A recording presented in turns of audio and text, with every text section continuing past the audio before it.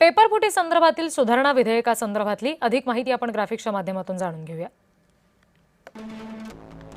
पेपरफुटी विरोधी कायद्यामध्ये सध्या 3 ते 5 वर्ष कारावास आणि 10 लाखांपर्यंतचा दंड अशी तरतूद आहे।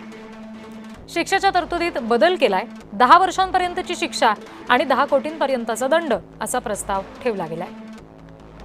परीक्षा घेणाऱ्या कंपन्यांनी गैरप्रकारांची माहिती न दिल्यास 5 ते 10 वर्षांपर्यंत कारावास आणि 1 कोटीपर्यंत दंड ठोठावला जाऊ शकतो। संघटित गुन्हेगारी विरोधी कायद्यांच्या धर्तीवर पेपरफुटी विरोधी कायद्यातील सुधारणा सुचवण्यात आलेल्या आहेत।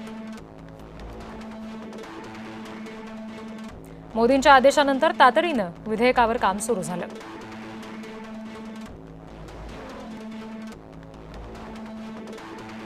येत्या सोमवारी विधेयक संसदेमध्ये मांडलं जाणार अशी चर्चा आहे।